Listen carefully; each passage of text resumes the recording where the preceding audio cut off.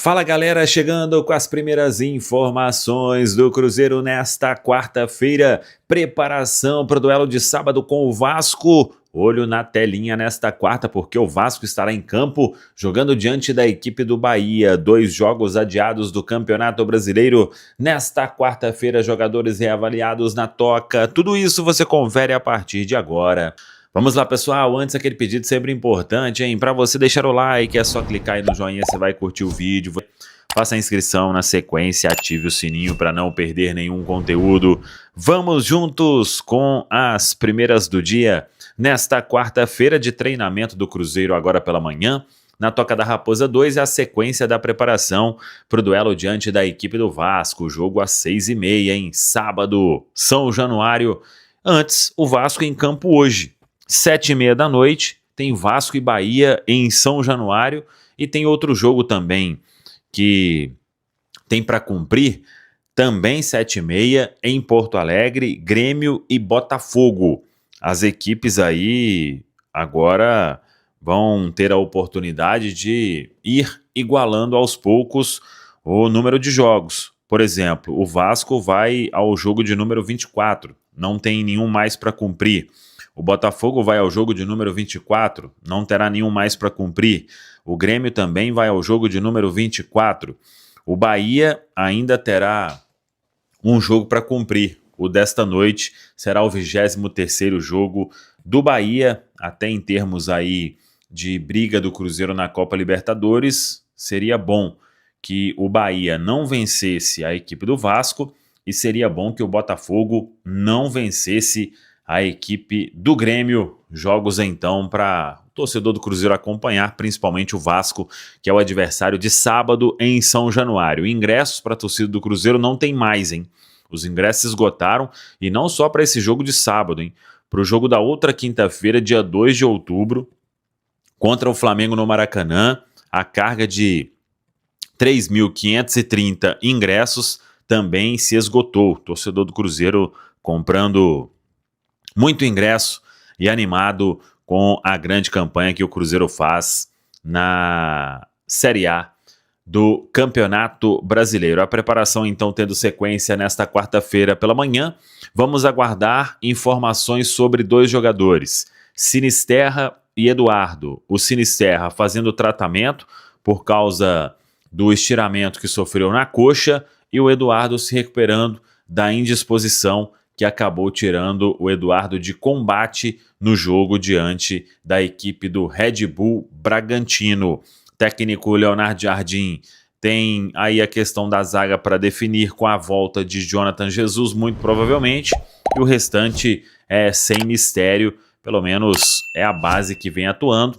Claro que com 3 treinamentos ainda, só vamos saber mesmo opções, lista dos relacionados, após o treinamento de sexta-tarde na Toca da Raposa 2, aí o Cruzeiro segue para o Rio de Janeiro. Joga no sábado diante do Vasco e retorna imediatamente depois do jogo de voo fretado. O domingo já vai ser de atividade na Toca da Raposa 2, pensando no duelo diante da equipe do Flamengo. O Cruzeiro treina hoje cedo na Toca da Raposa e segue a preparação para o duelo contra o Vasco da Gama. Jogo no sábado, às 6h30 da noite, no estádio São Januário. Torcedor do Cruzeiro comprando todos os ingressos e está na expectativa de mais uma vitória do time fora de casa, jogando então fora de Belo Horizonte. Para esse jogo, vamos atualizar a situação de alguns atletas do Cruzeiro. O Sinisterra, ele foi baixa no jogo contra o Bragantino por conta de um estiramento na coxa direita. Ontem fez um trabalho interno, vai ser avaliado pelo departamento médico e departamento de performance do Cruzeiro para saber se vai reunir condições, por exemplo, para o treino de hoje, né? E sendo assim também observar a questão pensando no jogo contra o Vasco, já que o Cruzeiro perdeu o Gabigol, não vai estar nem no banco de reservas, suspenso. E aí o Sinisterra poderia ocupar essa vaga. Uma outra questão é do Eduardo, outro jogador reserva na equipe celeste, não atuou contra o Bragantino por conta de febre, também ele teve essa gastroenterite, ontem não foi a campo, jogador sendo observado também pelo departamento médico do Cruzeiro para saber a condição para a atividade de hoje. A boa notícia, Fagner, jogador iniciando aquele processo de transição da fisioterapia para a preparação física para poder ajudar o Cruzeiro também nesta reta final de campeonato. Já que eu falei de lateral direito, deixa eu trazer as palavras do William, jogador celeste, camisa 12 do Cruzeiro, sobre esse duelo contra o Vasco, já projetando essa partida de sábado. O que o William tem pensado também sobre esse jogo?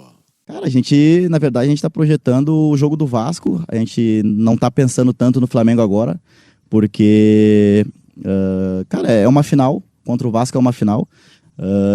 Claro que todo mundo pensa que contra o Flamengo é a final, mas se a gente não fizer uma grande partida contra o Vasco, não vai ter final contra o Flamengo. Então, a gente tem que pensar no Vasco, se esforçar ao máximo, ir lá buscar um grande resultado, e aí depois a gente pensa na outra final que vai ser contra o Flamengo. Cruzeiro que também está de olho nos jogadores pendurados.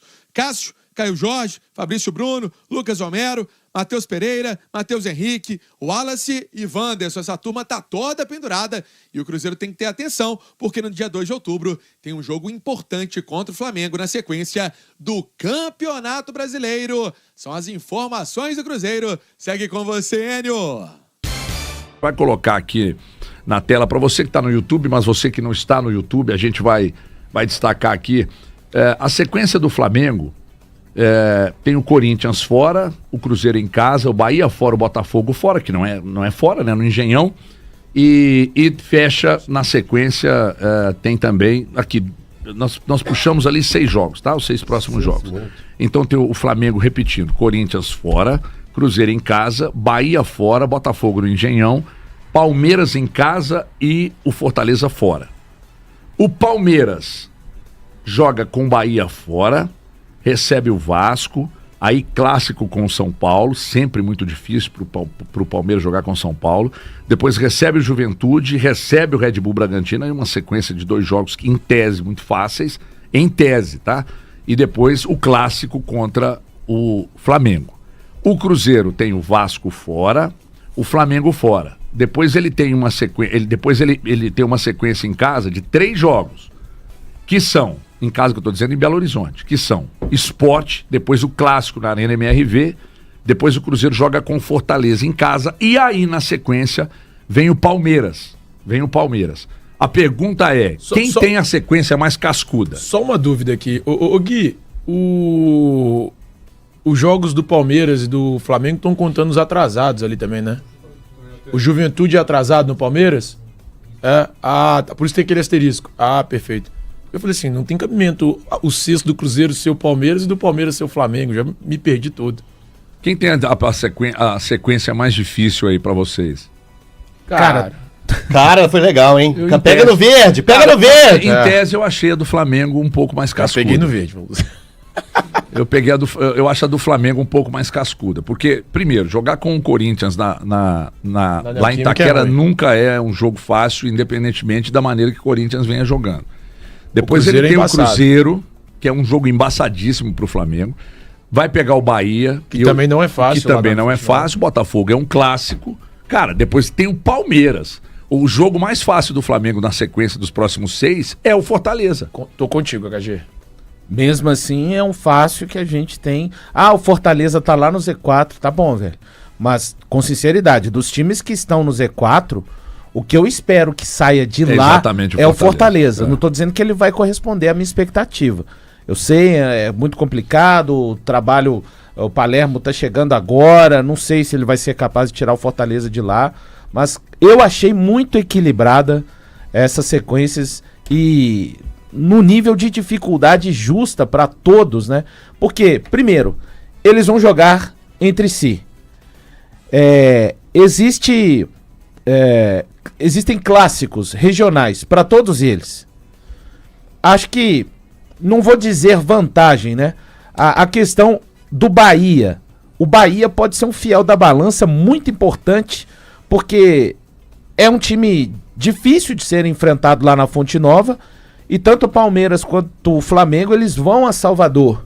E se você for a Salvador, procure, né? Como já diz aquela velha música de axé.